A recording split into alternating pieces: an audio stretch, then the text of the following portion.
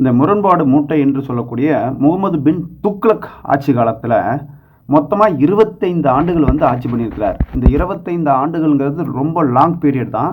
இந்த லாங் பீரியடில் பல ஆளுநர்கள் வந்து கிளர்ச்சி செய்ய ஆரம்பிக்கிறாங்க முகமது பின் துக்ளக்குக்கு எதிராக.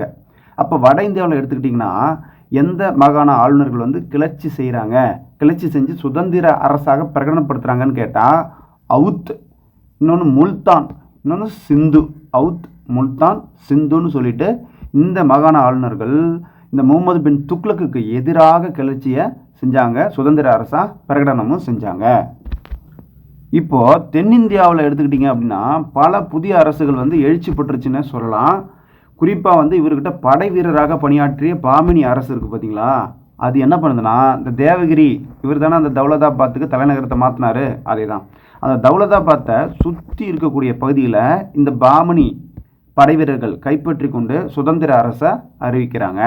இந்த பாமினி சுல்தானியம்னு சொல்லி இதை நம்ம சொல்லுவோம். இவங்களுக்கு முன்னாடியே எடுத்துக்கிட்டா 1336 வந்து விஜயநகர பேரரசு ஹரிஹர புக்கரால் தோற்றுவிக்கப்பட்டிருக்கோம்.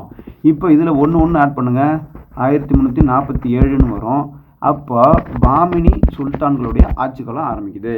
அது மட்டும் இல்லாமல் இந்த மதுரை இருக்குது பார்த்தீங்களா, மதுரை தனி சுல்தானியமாக உருவாகுது. எப்போனா 1335 தனி சுல்தானியமாக உருவாகுது. என்னென்னா விஜயநகர பேரரசு உருவான வருஷத்துக்கு வருஷம்னு சொல்லணும் இந்த மதுரை சுல்தானியம் உருவாச்சுன்ட்டு. அதே போல் இப்போ பாருங்கள், 3ல் 1 ஆட் பண்ணால் 4, 5ல் 1 ஆட் பண்ணால் 6. 1346 எடுத்துக்கிட்டிங்கன்னா இது வந்து வங்காளம் வந்து சுதந்திர அரசாக உருவாச்சு. இதை எப்படி எடுத்துக்கலாம், பாமினி சுல்தான் உருவாச்சுல அதுக்கு வருஷம் இந்த வங்காளம் சுதந்திர அரசாக உருவானுச்சு.